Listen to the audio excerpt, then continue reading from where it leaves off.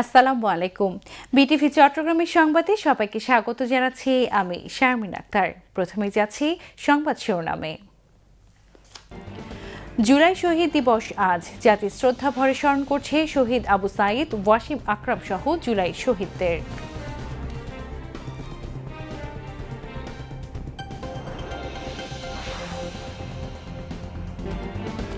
জুলাই চেতনাকে ধারণ করে দেশের মানুষকে সঙ্গে নিয়ে সমৃদ্ধির পথে এগিয়ে যেতে চায় সরকার, মুক্তিযুদ্ধ বিষয়ক মন্ত্রী।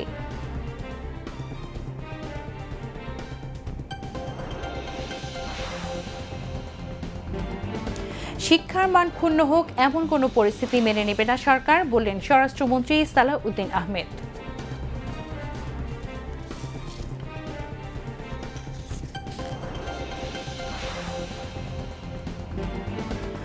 বন্যা পরবর্তী চট্টগ্রামে ডেঙ্গুর প্রাদুর্ভাব বাড়ার আশঙ্কা, জ্বর হলে রোগীদের সতর্ক থাকার পরামর্শ চিকিৎসকদের।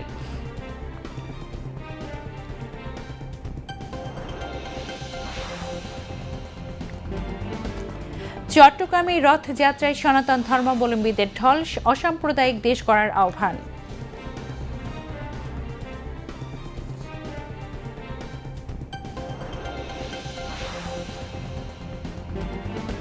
সাগরে নৌকাডুবির ঘটনায় মিয়ানমারের ৫০০ রোহিঙ্গা নাগরিকের মৃত্যুর আশঙ্কা জাতিসংঘের।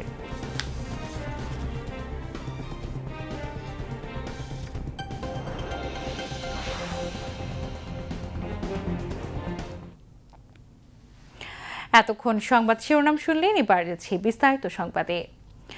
ঐতিহাসিক জুলাই শহীদ দিবস আজ। ২০২৪ সালের শিক্ষার্থীদের কোটা সংস্কার আন্দোলন চলাকালে ১৬ জুলাই পুলিশের গুলিতে নিহত হন রংপুরের বেগম রোকেয়া বিশ্ববিদ্যালয়ের শিক্ষার্থী আবু সাঈদ।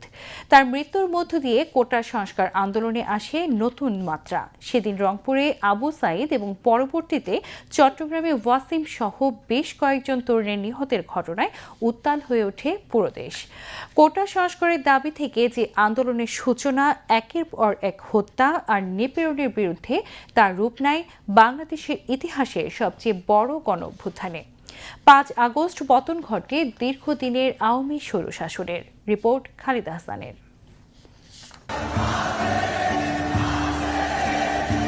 ইতিহাসের কিছু অধ্যায় মানুষ ভুলে যেতে চায়, আবার কিছু ইতিহাস প্রজন্মের পর প্রজন্ম পরম যত্নে মানুষ লালন করে চলে। ২০২৪ সালের জুলাই গণ অভ্যুত্থান তেমনই এক গৌরবোজ্জ্বল বেদনাময় ইতিহাস। যে ইতিহাস লেখা হয়েছে লাখো তরুণের রক্তে, যার পেছনে জমেছিল দীর্ঘদিনের ক্ষোভ, বঞ্চনা, নিপীড়ন আর পরিবর্তনের আকাঙ্ক্ষা।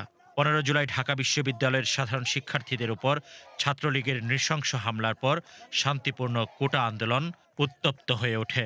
সারা দেশের বিভিন্ন বিশ্ববিদ্যালয়, কলেজের শিক্ষার্থীরা বিক্ষোভে ফেটে পড়েন। ১৬ জুলাই রংপুরের বেগম রোকেয়া বিশ্ববিদ্যালয়ের শিক্ষার্থী আবু সাঈদ পুলিশের বন্দুকের সামনে ২ হাত প্রসারিত করে দাঁড়িয়ে যান। খুব কাছ থেকে পুলিশের গুলিতে প্রাণ হারান তিনি। আবু সাঈদের সেই মৃত্যুর দৃশ্য মুহূর্তেই ছড়িয়ে পড়ে সারা দেশে। এক তরুণের আত্মত্যাগ হয়ে ওঠে প্রতিবাদের প্রতীক। শোক আর ক্ষোভে উত্তাল হয়ে ওঠে পুরো বাংলাদেশ। আন্দোলন নতুন করে একটা গোড়পত্তন হয়, নতুন করে একটা মোড় নেয়। কিন্তু এতদিন কোটা সংস্কার আন্দোলন সরকারের পক্ষ থেকে সর্বোচ্চ সহযোগিতামূলক আন্দোলন ছিল আমাদের শিক্ষার্থীদের পাশ থেকে। কিন্তু যখন নাকি সরকার আমাদের সাথে আলাপ আলোচনা না করে, শান্তিপূর্ণ উপায় না খুঁজে সে যখন গুলি দিয়ে আমাদেরকে মোকাবেলা করতে চান, তখনই আন্দোলনের গতিপথ ভিন্ন হয়। আমি যখন 9 দফা দিই, সেটা হচ্ছে সরকারের কিন্তু সকল যে গোছানো সংসার কিন্তু ভেঙে দিয়েছিল। কিন্তু তো আমি কেন রিস্ক নিলাম? আমি রিস্ক নিতাম অনুপ্রেরণা ওই জায়গা থেকে, অবশ্যই দেখতাম আমার অনুপ্রেরণা। সেদিন দেশের বিভিন্ন স্থানে নিহত হন আরও কয়েকজন শিক্ষার্থী। তাদের মৃত্যু আন্দোলনের গতিপথকে আরও বদলে দেয়। কোটা সংস্কারের দাবি ছাড়িয়ে আন্দোলন পরিণত হয় ন্যায় বিচার, জবাবদিহি, নাগরিক অধিকার এবং রাষ্ট্রের ভবিষ্যৎ নিয়ে বৃহত্তর গণদাবিতে। পুরোপুরি রাষ্ট্র 2 ভাগে বিভক্ত হয়ে গেছিল, অর্থাৎ আওয়ামী লীগ একদিকে আর বাকি সব একদিকে চলে আসছিল। কিন্তু ওই রাতে রোকেয়া হল যখন শিক্ষার্থীরা দরজা খুলে ভেঙে টিএসসিতে এবং রাজু ভাস্কর্যে আসলো, এটা ছিল একটা মোমেন্টাম। কিন্তু চূড়ান্ত মোমেন্টামটা আসছে কিন্তু আবু সাঈদকে যেভাবে গুলি করলো এবং গুলি করার যে চিত্রটা, ভিজুয়ালাইজেশনটা মানুষের মনে, মগজে এবং মস্তিষ্কে যেভাবে ক্ষত বিক্ষত করলো, এই ব্যাপারটা কিন্তু সারা বাংলাদেশ না, বাংলা ভাষাভাষীর বাইরের মানুষকেও আপনার একটা আতঙ্কিত করেছে, আবেগপ্রবণ করেছে, এবং সবচেয়ে বড় কথা কি, সরকারের বিরুদ্ধে প্রতিবাদের জায়গাটা জোরালো করেছে। ওর তো বয়স খুব কমই, তাই না? তো একজন তরুণের যে আকাঙ্ক্ষা ছিল রাষ্ট্রের কাছে, সেই আকাঙ্ক্ষাটা যেভাবে ওর দুই চোখের সামনে রাষ্ট্র দমন করলো, ক্রাশ করে দিল, সেটা কিন্তু আমরা কোটি কোটি নেটিজেনরা দেখতে পেলাম। এবং এটাই হচ্ছে শেখ হাসিনার অথরিটেরিয়ান রেজিমের সবচাইতে ভয়ঙ্কর চেহারা। শিক্ষার্থীদের সঙ্গে একাত্ম হন অভিভাবক, শিক্ষক, পেশাজীবী সহ সমাজের নানা শ্রেণী পেশার মানুষ। ধীরে ধীরে আন্দোলন রূপ নেয় সর্বস্তরের ঐতিহাসিক গণ আন্দোলনে। সারা দেশের মানুষ এক সুরে দাবি তুলেন এক দফা সরকারের পদত্যাগ। মানুষের লাইফ যখন লস্ট হয়ে যায়, তখন কিন্তু ওই যে কালেকটিভ বাঁধটা ভেঙে যায়, ভয়টা ভেঙে যায়। আমি যদি আইন মেনেও চলি, তাও আমাকে মেরে ফেলা হতে পারে। তখন কিন্তু আপনি আর ওই মুভমেন্টে না গিয়ে নিজেকে সেভ করে ফেললেন, এটা আপনি ভাবতে পারবেন না। আপনার তখন মনে হবে যে আমারও যেতে হবে। সেই কারণে যে কোনো রেজিমের উচিত মানুষের জীবন এরকম খোলামখুচির মতো করে ফেলার আগে মানে এই জিনিসগুলো ভাবা, যে আসলে যখন মানুষের জীবন চলে যায় তখন বাঁধ ভেঙে যায়। খুব শিক্ষণীয় একটা বিষয় আছে। আপনি নিপীড়ক হয়ে উঠবেন আর আপনি আবার ক্ষমতায় থাকবেন, এই দুটো কখনো একসাথে যায় না। হয়তো সাময়িক যায়, লম্বা মেয়াদে, দীর্ঘ মেয়াদে এটা কখনোই সম্ভব হয়নি। যুগে যুগে ইতিহাস তাই প্রমাণ করে। শত শত তরুণের প্রাণের বিনিময়ে অবশেষে আসে ঐতিহাসিক 5 আগস্ট। গণ অভ্যুত্থানের মুখে পতন ঘটে দীর্ঘদিনের আওয়ামী স্বৈরশাসনের। দেশ ছেড়ে পালাতে বাধ্য হন ফ্যাসিস্ট শেখ হাসিনা। বাংলাদেশের রাজনৈতিক ইতিহাসে যুক্ত হয় এক নতুন অধ্যায়। Khalida Hossain, BTV news, Dhaka. কিছু মানুষের জীবন সময়ের হিসাবে খুব দীর্ঘ হয় না, কিন্তু তাদের রেখে যাওয়া স্মৃতি ছাপিয়ে যায় সময়ের সীমানাকেও। 2024 সালের জুলাইয়ে বৈষম্য বিরোধী ছাত্র আন্দোলনের উত্তাল দিনগুলোতে চট্টগ্রামের তরুণ ওয়াসিম আকরামের মৃত্যু দেশ জুড়ে আলোড়ন তোলে। 2 বছর পরেও আজও তার নাম উচ্চারিত হয় শ্রদ্ধা, বেদনা এবং বীরত্বগাথা আর গৌরবময় স্মৃতিচারণে। অন্ধকারের শেকল ভেঙে আলোর পথে এগিয়ে নেওয়া সেই বীর সৈনিক ওয়াসিম আকরামের স্মৃতিচারণ নিয়ে আলাউদ্দিন মজুমদারের প্রতিবেদন। জুলাই কেবল একটি মাস নয়, বরং অনেকের কাছে এটি শোক, স্মৃতি আর এক জ্বলন্ত ইতিহাস ফিরে দেখা। 2024 সালের জুলাইয়ের কোটা সংস্কারের দাবিতে শুরু হওয়া শিক্ষার্থীদের আন্দোলন দ্রুত দেশের বিভিন্ন প্রান্তে ছড়িয়ে পড়ে। সেই আন্দোলনের বিভিন্ন পর্যায়ে সংঘর্ষ, সহিংসতা পুরো দেশ জুড়ে গভীর আলোড়নের জন্ম দেয়। আন্দোলন পায় নতুন মাত্রা। দীর্ঘদিনের শোষণ বঞ্চনার শিকল ভাঙতে বুক চেতিয়ে আবু সাঈদের মতো বুলেটের মুখে দাঁড়ায় চট্টগ্রাম কলেজের ইংরেজি বিভাগের 4র্থ বর্ষের শিক্ষার্থী ও আন্দোলনের সক্রিয় অংশগ্রহণকারী ওয়াসিম আকরাম। 1998 সালে কক্সবাজার জেলায় জন্ম নেয়া এই তরুণ 16 জুলাই চট্টগ্রামের মুরাদপুর এলাকায় আন্দোলনের সময় গুলিবিদ্ধ হন। আন্দোলনের সমর্থকদের কাছে তিনি চট্টগ্রামের প্রথম শহীদ শিক্ষার্থী হিসেবে চিরস্মরণীয় হয়ে থাকবে। আমার গ্রামেরই সন্তান, আমার সন্তান তুল্য। তার শাহাদাত বরণের কয়েক সপ্তাহ আগে আমার সাথে দেখা করতে গিয়েছিল। কয়েক সপ্তাহ পরে এসে যখন জানতে পারলাম 24-এর সেই উত্তাল দিনগুলোতে গণ অভ্যুত্থানের সময়ে জুলাইয়ের 16 তারিখে সে তার নিজের জীবন দিয়ে দিল এদেশের মানুষের জন্য, গণতন্ত্র অবমুক্ত করার জন্য, ফ্যাসিবাদ বিরোধী গণতান্ত্রিক আন্দোলনে শহীদের কাতারে তার নাম লেখালো। মাত্র 24 বছরের জীবন, কিন্তু তার স্বপ্ন ছিল অনেক বড়। চট্টগ্রাম কলেজে ইংরেজি সাহিত্য নিয়ে পড়াশোনা করছিলেন ওয়াসিম আকরাম। সহপাঠীদের কাছে তিনি ছিলেন প্রাণবন্ত, বিনয়ী এবং অন্যায়ের বিরুদ্ধে স্পষ্ট অবস্থান নেয়া এক তরুণ। 16 জুলাইয়ের সেই বিকেল শুধু একটি জীবন কেড়ে নেয়নি, বরং বদলে দিয়েছে একটি পরিবারের প্রতিদিনের বাস্তবতা। আমরা মনে করি আবু সাঈদ এবং ওয়াসিমের এই যে শহীদ হওয়া, এটি পুরো জুলাই গণঅভ্যুত্থানকে একটি প্রেরণা জুগিয়েছিল, যে যারা জুলাই গণঅভ্যুত্থানে যারা অংশীদার, যারা নেতৃত্ব দিচ্ছেন মাঠে এবং পলিসি মেকিংয়ে, তাদেরকে যেন মাথা উঁচু করে বলে দিয়েছেন যে জুলাই গণঅভ্যুত্থান থেকে আর পিছনে ফিরে যাওয়ার কোনো সুযোগ নেই, আমাদেরকে সামনে এগিয়ে যেতে হবে। আজও তার বইগুলো যেমন ছিল তেমনি সাজানো রয়েছে। রয়েছে ঘরের অনেক জিনিসই এখনো স্পর্শহীন, যেন পরিবারের কেউ এখনো বিশ্বাস করতে পারছেন না ওয়াসিম আর ফিরবেন না। তবে নিষ্ঠুর এক সত্যের বাস্তবতায় পেরিয়ে যায় এক একটি বছর। মানুষ জন্ম লাভ করে মৃত্যুবরণ করবে স্বাভাবিক, কিন্তু কিছু মৃত্যু যতদিন দেশের ইতিহাস থাকে ততদিন স্বর্ণাক্ষরে লিখিত থাকে। আমরা শহীদ ওয়াসিম আকরামের এই অবদানকে যেন সারা জীবন স্বীকৃতি দিই এবং জাতীয় জীবনে তার যে অঙ্গীকার, প্রত্যাশা, যে কারণে তিনি শহীদ হয়েছেন, জীবন দিয়েছেন, সেই প্রত্যাশাগুলো যেন পূরণ করি। এই গণপ্রত্যাশা, জাতীয় জীবনের প্রত্যাশা পূরণই আমাদের অঙ্গীকার। জুলাই এলেই নতুন করে ফিরে আসে সেই দিনগুলো স্মৃতি।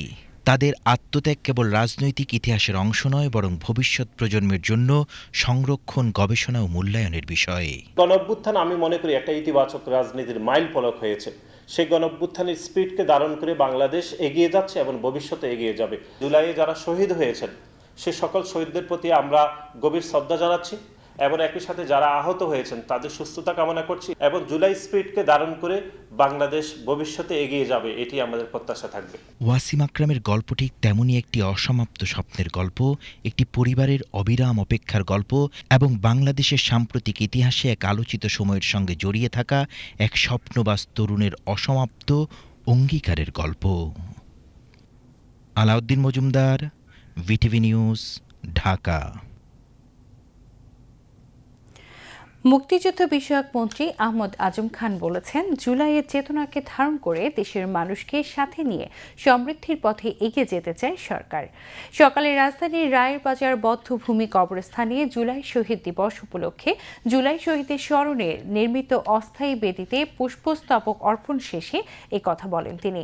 এ সময় মুক্তিযুদ্ধ বিষয়ক সচিব মোহাম্মদ আশরাফুল ইসলাম, ঢাকা বিভাগীয় কমিশনার মোহাম্মদ মনিরুজ্জামান মিয়া, জুলাই গণঅভ্যুত্থান অধিদপ্তরের মহাপরিচালক আনোয়ারুল নাসির, ঢাকা জেলা প্রশাসক ফরিদা খানম, পুলিশ সুপার ও নৌ পুলিশের পক্ষ থেকে শহীদদের স্মৃতির উদ্দেশ্যে পুষ্পস্তবক অর্পণ করা হয়। পরে জুলাই গণঅভ্যুত্থানের সকল শহীদদের আত্মার শান্তি কামনায় ফাতেহা পাঠ ও মোনাজাত করা হয়।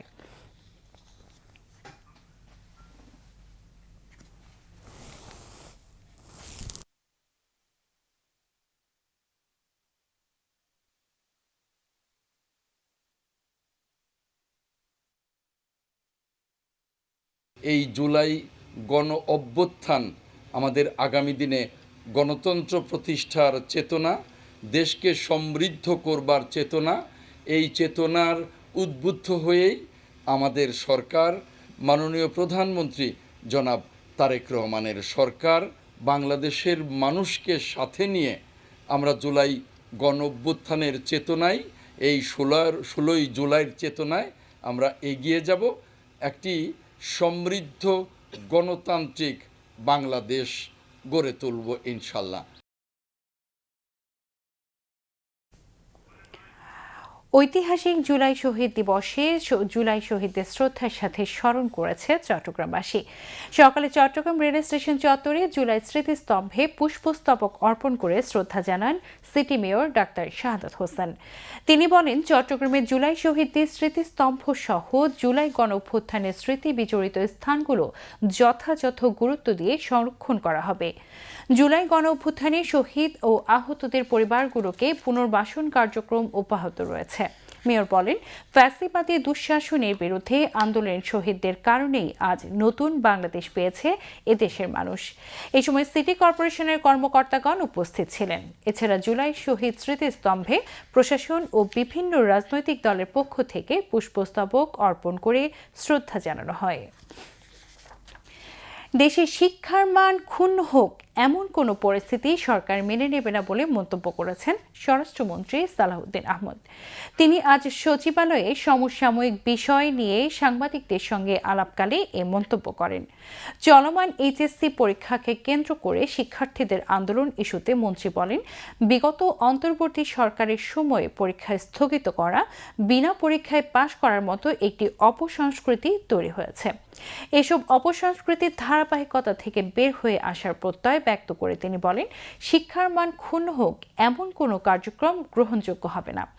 বর্তমান সরকার শিক্ষার মান উন্নয়নে বদ্ধপরিকর উল্লেখ করে মন্ত্রী বলেন, ভবিষ্যতে শিক্ষিত ও শক্তিশালী জাতি গঠনে নকলমুক্ত পরিবেশ সৃষ্টির মধ্য দিয়ে শিক্ষা ব্যবস্থা নিশ্চিত করা হবে। এছাড়া জুলাই যোদ্ধা শহীদ হাদিমা হত্যা মামলায় ভারতে আটক আসামিদের দেশে ফিরিয়ে আনার ইস্যুতে স্বরাষ্ট্রমন্ত্রী জানান, উভয় দেশের মধ্যকার বন্দি বিনিময় চুক্তির আওতায় তাদেরকে দেশে আনার প্রক্রিয়া চলমান রয়েছে।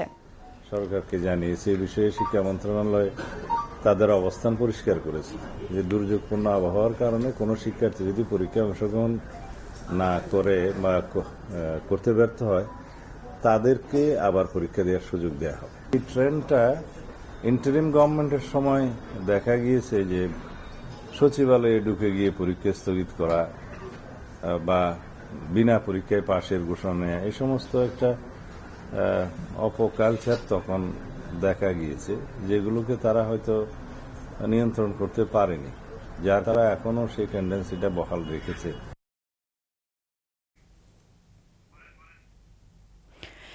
পরিবেশ সংরক্ষণ এবং সবুজ বাংলাদেশ করার প্রত্যয়ে শুরু হয়েছে বাংলাদেশ সেনাবাহিনীর বৃক্ষরোপণ অভিযান 2026। বৃক্ষরোপণে সাজাই দেশ সবার আগে বাংলাদেশ এই প্রতিপাদ্যকে সামনে রেখে আয়োজিত এই কর্মসূচির উদ্বোধন করেন সেনাবাহিনী প্রধান জেনারেল ওয়াকারুজ্জামান। এ সময় তিনি জলবায়ু পরিবর্তনের বিরূপ প্রভাব মোকাবেলায় ব্যাপক বৃক্ষরোপণের গুরুত্ব তুলে ধরেন এবং দেশব্যাপী সবুজায়ন কর্মসূচিতে সবাইকে এগিয়ে আসার আহ্বান জানান।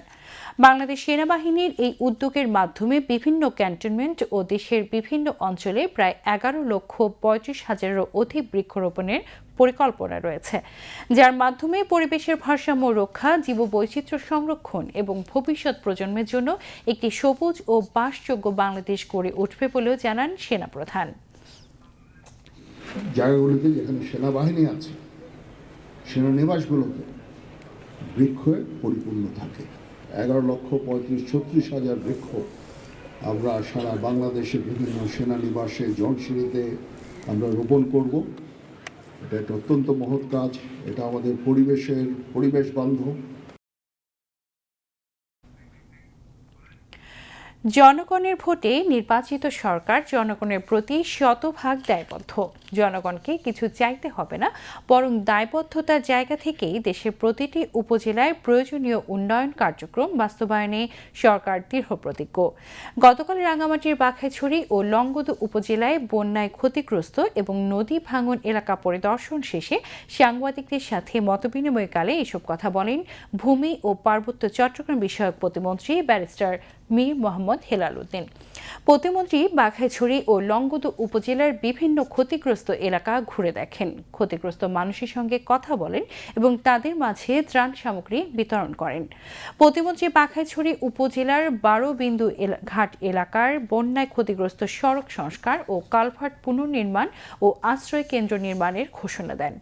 পার্বত্য অঞ্চলের সার্বিক উন্নয়ন নিয়ে তিনি বলেন, পার্বত্য চট্টগ্রামকে সমৃদ্ধশালী করতে সরকার নিরলস কাজ করছে। এই অঞ্চলের প্রতিটি উপজেলায় সুষম উন্নয়ন নিশ্চিত করা হবে।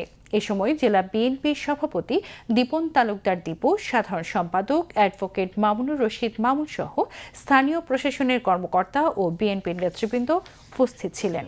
দেশ হবে, পুরো পৃথিবী অবাক হয়ে বাংলাদেশের দিকে চেয়ে থাকবে, সেটাই হচ্ছে আমাদের উদ্দেশ্য।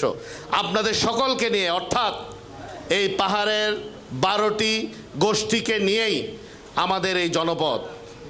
এই জনপদের প্রতিটি গোষ্ঠীর মানুষের জীবন মান উন্নয়ন করতে আমরা প্রতিজ্ঞাবদ্ধ, আমরা ইনশাল্লাহ করব। এখানে কোনো ধরনের বিভেদ হবে না, কোনো ধরনের বৈষম্য হবে না, হবে না কোনো ধরনের অবিচার। আমরা সুশাসনের মাধ্যমে, ন্যায় বিচারের মাধ্যমে ঐক্যবদ্ধভাবে এই পার্বত্য চট্টগ্রামকে বাংলাদেশের সবচেয়ে সমৃদ্ধশালী অঞ্চল হিসেবে গড়ে তুলব ইনশাআল্লাহ। বন্যা ও বৃষ্টিতে পানিবাহিত রোগ যেমন বেড়েছে, বৃষ্টি কমে আসার পর ডেঙ্গুর প্রাদুর্ভাব বাড়ার আশঙ্কা ব্যক্ত করেছেন চিকিৎসকগণ। জুলাই মাস থেকে ডেঙ্গুর প্রাদুর্ভাব বাড়ে। চট্টগ্রাম মেডিকেল কলেজ হাসপাতালে আজ পর্যন্ত ভর্তি আছে প্রায় 40 জন ডেঙ্গু রোগী। চিকিৎসকগণ বলছেন, বর্ষা মৌসুমে জ্বরে আক্রান্ত হলে রোগীদের সতর্ক থাকতে হবে। আরও জানাচ্ছেন সুরেশ কুমার দাস। বন্যা ও বৃষ্টির পরবর্তী সময়ে ডেঙ্গু রোগের প্রাদুর্ভাবের মৌসুম। ইতিমধ্যে চট্টগ্রাম মেডিকেল কলেজ হাসপাতালের নতুন ডেঙ্গু ওয়ার্ডে ভর্তি আছে প্রায় 40 জন ডেঙ্গু রোগী। হাসপাতালে ভর্তি রোগীদের চিকিৎসা দিচ্ছে চমেক হাসপাতাল কর্তৃপক্ষ। ভর্তির মধ্যে আমাদের 39 জন রোগী ভর্তি আছে। এর মধ্যে পুরুষ 25 জন, মহিলা 14 জন। আইসিইউ তো আমাদের 3টা রোগী আছে। মোটামুটি আমাদের বেড ফিল আপ হচ্ছে, এভারেজে প্রায় আমাদের 10-15 জন করে ভর্তি হচ্ছে, ডিসচার্জও হচ্ছে। এই সিজনে বিশেষ করে এন্ডেমিক জোন, যেসব এরিয়ায় ডেঙ্গুটা হচ্ছে, সেক্ষেত্রে জ্বর হলে ডেঙ্গুর একটা স্ট্রং সাসপিশন মাথায় রাখতে হবে, এবং এটা আমাদের সাধারণ জনগণ যারা আছেন তাদেরকে এটা মাথায় রাখতে হবে যে এটা ডেঙ্গুটা আমারটা ডেঙ্গু হলো কিনা। এখনও পর্যন্ত চমেক হাসপাতালে ভর্তি ডেঙ্গু রোগীরা ডেঙ্গুর সাধারণ উপসর্গ নিয়েই ভর্তি হচ্ছেন। চিকিৎসার ফলে ভর্তি ডেঙ্গু রোগীরা সুস্থ হয়ে উঠছেন। আজকে প্রায় 1 মাস, এখন মোটামুটি একটু ভালো লাগতেছে। ডাক্তাররা বলেছে ভালো হয়ে যাবে। ডেঙ্গুর কারণে আমার ফ্যামিলিতে 4 জন ডেঙ্গু বর্তমান, তো এখন মোটামুটি আল্লাহর রহমতে ভালো আছি। খুবই খারাপ ছিল আমার প্লেটলেট ছিল 15,000-এ আছে, তবু আল্লাহর রহমতে ভালো আছে। তাদের ট্রিটমেন্ট, তাদের খুব দেখতেছি আমি।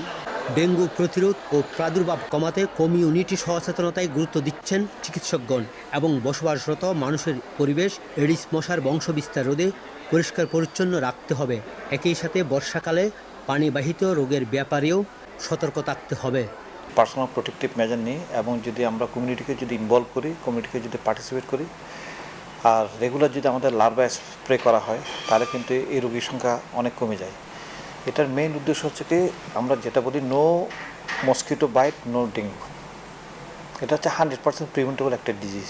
আমরা তো প্রিভেনশন নেওয়ার সতর্কতা নিব, কিন্তু তারপরেও যদি ডেঙ্গু হয়ে যায়, আমাদের চট্টগ্রাম মেডিকেল কলেজ হাসপাতালে আমাদের এখানে ডেঙ্গু রোগীদের জন্য যে সমস্ত ফ্লুইড ম্যানেজমেন্ট, যেটা ওই আমাদের পর্যাপ্ত পরিমাণ ফ্লুইড, তারপর ডেঙ্গু রোগীদের চিকিৎসা নির্ণয় করার জন্য যে কিটগুলো দরকার, ওগুলো পর্যাপ্ত পরিমাণ আমাদের আছে। চট্টগ্রামে ডেঙ্গু রোগী বাড়ার মধ্যেই বন্যার কারণে জেলায় গত 13 জুলাই পর্যন্ত শতাধিক মানুষ পানিবাহিত ডায়রিয়া রোগে আক্রান্ত হয়েছে বলে চট্টগ্রাম সিভিল সার্জন কার্যালয় জানিয়েছেন। তবে টানা প্রায় 1.5 সপ্তাহ ভারী বর্ষণে ডেঙ্গুর প্রাদুর্ভাব বাড়ার আশঙ্কা করছেন চিকিৎসকগণ। সুরেশ কুমার দাস, বাংলাদেশ টেলিভিশন, চট্টগ্রাম। বিপুল উৎসাহ উদ্দীপনা এবং অসাম্প্রদায়িক বাংলাদেশ করার আহ্বানে আজ বন্দরনগরী চট্টগ্রামে অনুষ্ঠিত হল সনাতন হিন্দু সম্প্রদায়ের রথযাত্রা উৎসব। বিকালে নগরীতে 3টি প্রধান রথযাত্রায় সনাতন ধর্মাবলম্বী বিপুল সংখ্যক নারী পুরুষ অংশ নেন। নগরীর নন্দনকানন তুলসীধাম, নন্দনকানন রাধা মাধব মন্দির এবং প্রবর্তক শ্রীকৃষ্ণ মন্দিরের উদ্যোগে বের করা হয় রথযাত্রা। এই উপলক্ষে আলোচনা সভার বক্তারা বলেন, সনাতন সম্প্রদায়ের রথযাত্রা এখন দেশের সব সম্প্রদায়ের মানুষের মাঝে মেলবন্ধন সৃষ্টি করেছে। এবারে যাচ্ছি আন্তর্জাতিক সংবাদে।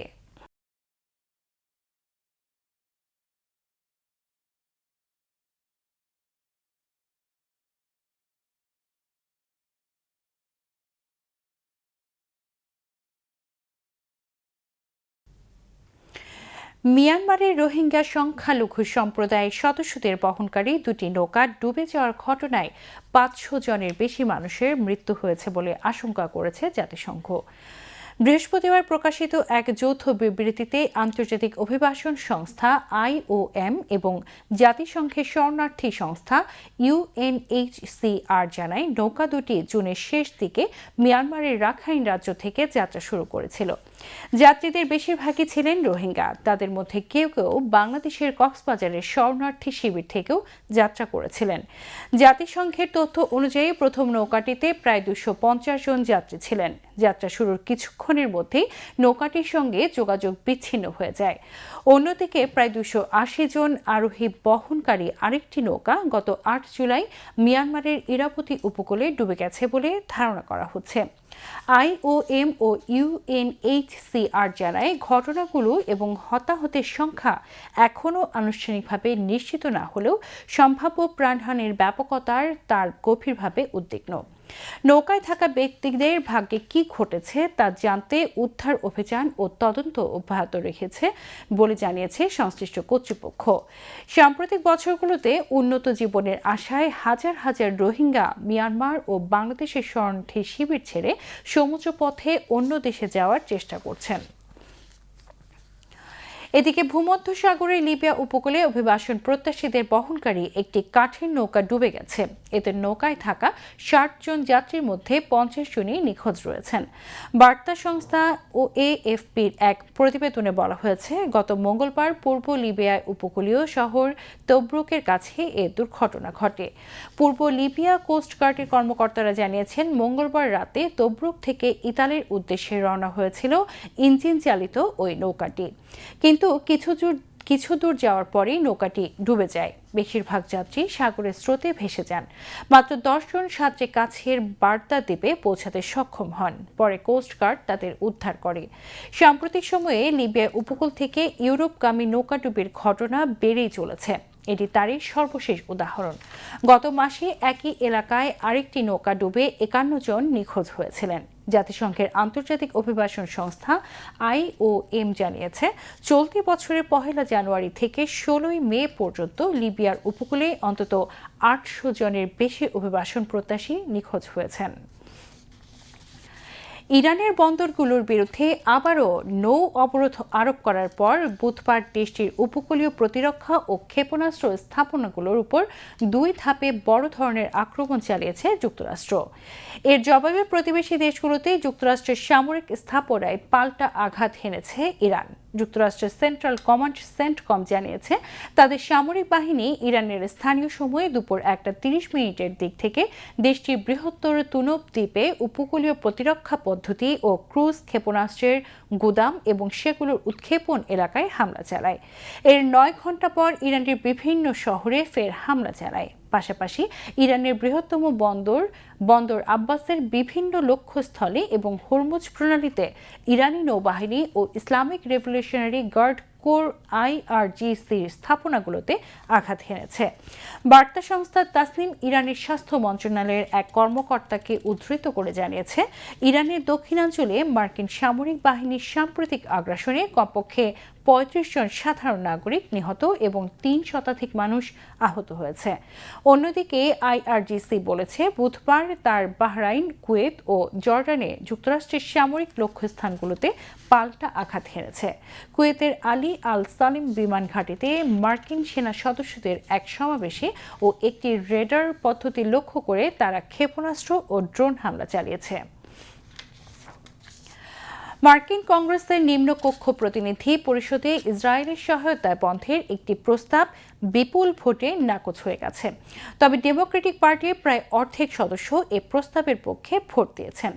বুধবার কেন্টাকি অঙ্গরাজ্যের রিপাবলিকান প্রতিনিধি থমাস মাসি মার্কিন পররাষ্ট্র দপ্তরের ব্যয় সংক্রান্ত বিলের একটি সংশোধনী হিসেবে এই প্রস্তাব তোলেন। এটি 314 ও 104 ভোটে নাকচ হয়ে যায়। 103 জন ডেমোক্র্যাট ও 1 জন রিপাবলিকান সদস্য এই প্রস্তাবের পক্ষে ভোট দেন। এই ভোটের মাধ্যমে গাজায় ইসরায়েলি নৃশংসতার জেরে মার্কিন প্রগতিশীল রাজনীতিকদের সঙ্গে ইসরায়েলের বাড়তে থাকা দূরত্ব আরও স্পষ্ট হয়েছে। কেননা সাধারণ সময় ইসরায়েলের পক্ষে মার্কিন কংগ্রেসের ডেমোক্র্যাট ও রিপাবলিকান উভয় পক্ষে প্রায় একমত হয়ে ভোট দেয়। কিন্তু সাম্প্রতিক সময় এই ভোটে প্রস্তাবটি নাকচ হলেও শতাধিক ডেমোক্র্যাট রাজনৈতিক ইসরায়েলের সামরিক সহায়তা বন্ধের পক্ষে ভোট দিয়েছেন। যুক্তরাষ্ট্রের মধ্যবর্তী নির্বাচনের প্রাথমিক প্রচারে বামপন্থী ডেমোক্র্যাটরা ইসরায়েলে মার্কিন সহায়তা পুরোপুরি বন্ধের দাবি তুলেছেন। অন্যদিকে উদারপন্থী ডেমোক্র্যাটরা শুধু প্রতিরক্ষামূলক অস্ত্রের জন্য ইসরায়েলের অর্থ পাঠানোর পক্ষে অবস্থান নিয়েছেন। আবারও ফিরছে দেশের খবরে।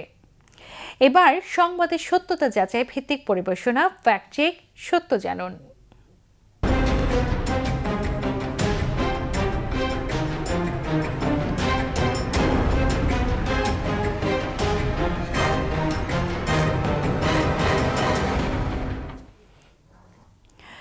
অভ্যাসের কারণে অথবা সময়ের অভাবে অনেকেই এখন পত্রপত্রিকা পড়া হয় না, দেখা হয় না টিভি। তারা সামাজিক যোগাযোগ মাধ্যমেই দেশ বিদেশের খবরাখবর জানেন।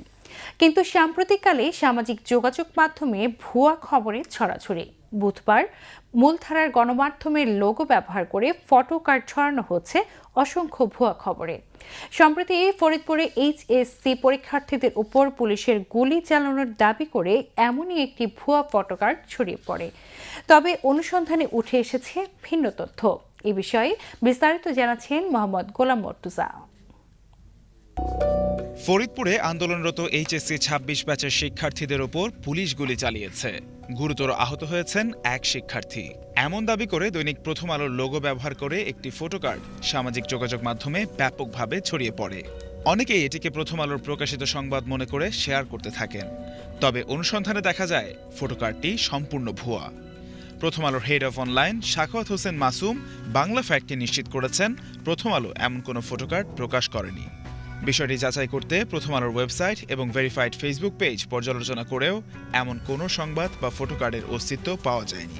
অর্থাৎ প্রথম আলোর নাম ও লোগো ব্যবহার করে একটি ভুয়া ফটোকার্ড তৈরি করে সেটি সামাজিক যোগাযোগ মাধ্যমে ছড়িয়ে দেওয়া হয়েছে। অনুসন্ধানে আরও জানা যায় ফটোকার্ডে ব্যবহৃত ছবিটিও সাম্প্রতিক নয়। ছবিটি জুলাই গণঅভ্যুত্থানের সময়ের, যা বর্তমান ঘটনার সঙ্গে সম্পৃক্ত নয়। অপরদিকে গণমাধ্যমে প্রকাশিত তথ্য অনুযায়ী কঠিন বিষয়গুলোর ফলাফলে শিক্ষার্থীদের স্বার্থ বিবেচনার দাবিতে ফরিদপুরে এইচএসসি পরীক্ষার্থীরা বিক্ষোভ ও মানববন্ধন করেছেন। তবে ওই কর্মসূচিতে পুলিশের গুলি চালানো বা কোনো শিক্ষার্থী গুলিবিদ্ধ হওয়ার তথ্য দেশের কোনো নির্ভরযোগ্য গণমাধ্যমে পাওয়া যায়নি। ফ্যাক্ট চেকে তাই নিশ্চিত হওয়া গেছে ফরিদপুরে এইচএসসি পরীক্ষার্থীদের ওপর পুলিশের গুলি চালানোর দাবিটি মিথ্যা। একই সঙ্গে প্রথম আলোর লোগো ব্যবহার করে ছড়িয়ে দেওয়া ফটোকার্ডটিও ভুয়া। এ ধরনের ফটোকার্ড, সম্পাদিত ছবি কিংবা পুরনো ছবি ব্যবহার করে বিভ্রান্তিকর তথ্য ছড়িয়ে দেওয়ার ঘটনা ক্রমেই বাড়ছে। তাই কোনো তথ্য সত্য ধরে নেওয়ার আগে নির্ভরযোগ্য সংবাদ মাধ্যম এবং ফ্যাক্ট চেক প্রতিষ্ঠানের মাধ্যমে তা যাচাই করার আহ্বান জানিয়েছেন সংশ্লিষ্টরা। Mohammad Golam Murtaza, BTV news. ভূমি মন্ত্রণালয় ও পার্বত্য চট্টগ্রাম বিষয়ক প্রতিমন্ত্রী ব্যারিস্টার মীর মোহাম্মদ হেলাল উদ্দিন বলেছেন, জুলাই গণঅভ্যুত্থানের শহীদদের আত্মত্যাগ জাতির ইতিহাসে চিরস্মরণীয় হয়ে থাকবে। বিকেলে চট্টগ্রামে জুলাই শহীদ দিবস উপলক্ষে এক আলোচনা সভায় তিনি একথা বলেন। মুক্তিযুদ্ধ বিষয়ক প্রতিমন্ত্রী ইশরাক হোসেনের সভাপতিত্বে সংসদ সদস্য আবু সুফিয়ান, সাইদ আল নোমান ও হুমাম কাদের চৌধুরী এবং জাতীয়তাবাদী ছাত্র দলের কেন্দ্রীয় সাধারণ সম্পাদক নাসির উদ্দিন নাসির বক্তব্য রাখেন। অনুষ্ঠানে মুক্তিযুদ্ধ বিষয়ক প্রতিমন্ত্রী বলেন, জুলাই গণঅভ্যুত্থানে শহীদদের আত্মত্যাগ নতুন প্রজন্মকে গণতন্ত্র ও ন্যায়ভিত্তিক রাষ্ট্র গঠনে প্রেরণা যোগাবে। অনুষ্ঠানে বক্তারা জুলাই শহীদদের আদর্শ ধারণ করে গণতান্ত্রিক ও বৈষম্যহীন বাংলাদেশ গড়ার আহ্বান জানান। এর আগে দুপুরে নগরীর ১৬ শহর রেল স্টেশন চত্বরে জুলাই গণঅভ্যুত্থানে চট্টগ্রামের প্রথম শহীদ ওয়াসিম আকরাম সহ স্মরণে স্মৃতিস্তম্ভের ভিত্তিপ্রস্তর স্থাপন করেন মুক্তিযুদ্ধ বিষয়ক প্রতিমন্ত্রী ইশরাক হোসেন। এই সময় তিনি বলেন, জুলাই গণহত্যার নির্দেশদাতা ও নির্দেশ পালনকারী সকলকে আইনের আওতায় এনে বিচারের মুখোমুখি করা হবে। আমরা এই গণহত্যার বিচার চাই। এই গণহত্যার মাধ্যমে যাদেরকেই হত্যা করা হয়েছে প্রত্যেকটি শহীদ পরিবারের একটাই আকুতি যে এই গণহত্যার বিচার হতে হবে এবং এই গণহত্যার সাথে জড়িত সকলে, নির্দেশদাতা থেকে শুরু করে নির্দেশ পালনকারী সকলকেই দ্রুততম সময়ে আইনের আওতায় এনে বিচারের মুখোমুখি করতে হবে এবং সেই বিচারকে কার্যকরী করতে হবে। আমরা সেই লক্ষ্যে কাজ করে যাচ্ছি। চট্টগ্রাম নগরে সাম্প্রতিক ভারী বর্ষণে ক্ষতিগ্রস্তদের মাঝে বাংলাদেশ রেড ক্রিসেন্ট সোসাইটির পক্ষ থেকে উপহার সামগ্রী বিতরণ করা হয়েছে। এ উপলক্ষে নগরীর টাইগার পাস সিটি কর্পোরেশন মিলনায়তনে মতবিনিময় সভায় প্রধান অতিথি ছিলেন বাংলাদেশ রেড ক্রিসেন্ট সোসাইটির chairman barrister Mohammad Abdus Salam. City mayor ও সিটি রেড ক্রিসেন্টের চেয়ারম্যান ডাক্তার শাহাদাত হোসেনের সভাপতিত্বে ও সিটি ইউনিটের ভাইস চেয়ারম্যান এম.এ. সালামের সঞ্চালনায় অন্যান্যের মধ্যে রেড ক্রিসেন্ট সোসাইটির vice chairman doctor Mohammad Rafiqul Kabir, ব্যবস্থাপনা পর্ষদ সদস্য ডাক্তার মোহাম্মদ শহীদুর রহমান, সংশ্লিষ্টরা সহ বক্তব্য রাখেন।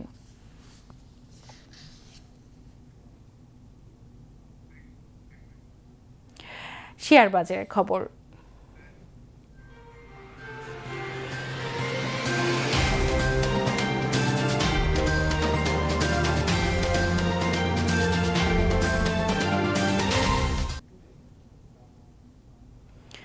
কয়েকদিন মন্দার পর চট্টগ্রাম স্টক এক্সচেঞ্জে মন্দাভাব দেখা দিয়েছে। আজ সপ্তাহের শেষ দিনে শেয়ার লেনদেন ও মূল্যসূচক দুটোই কমে গেছে। দিন শেষে সার্বিক সূচক দাঁড়িয়েছে 15,814.77, যা গতকালের চেয়ে শতকরা 0.34 কম। এছাড়া সিএসএ 30-এর মূল্যসূচক দাঁড়ায় 14,342.67, যা গতকালের চেয়ে শতকরা 0.52 কম।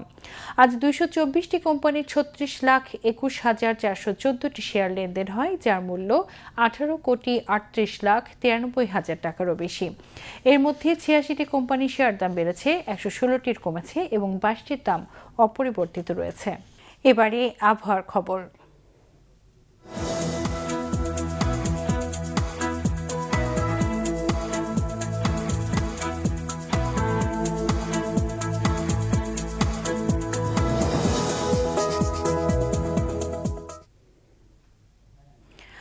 উত্তর পশ্চিম বঙ্গোপসাগর ও তৎসংলগ্ন উত্তর ওড়িশা, পশ্চিমবঙ্গ উপকূলীয় এলাকায় অবস্থানরত লঘুচাপটি ঘনীভূত হয়ে সুস্পষ্ট লঘুচাপ আকারে একই এলাকায় অবস্থান করছে। এর প্রভাবে সমুদ্র বন্দরসমূহ উত্তর বঙ্গোপসাগর ও তৎসংলগ্ন বাংলাদেশের উপকূলীয় এলাকার উপর দিয়ে ঝোড়ো হাওয়া বয়ে যেতে পারে। চট্টগ্রাম, কক্সবাজার, মোংলা ও পায়রা সমুদ্র বন্দরসমূহকে 3 নম্বর স্থানীয় সতর্ক সংকেত, আমি আবার বলছি 3 নম্বর স্থানীয় সতর্ক সংকেত দেখাতে বলা হয়েছে। উত্তর বঙ্গোপসাগরে অবস্থানরত মাছ ধরা নৌকা ও ট্রলারসমূহকে উপকূলের কাছাকাছি থেকে সাবধানে চলাচল করতে বলা হয়েছে।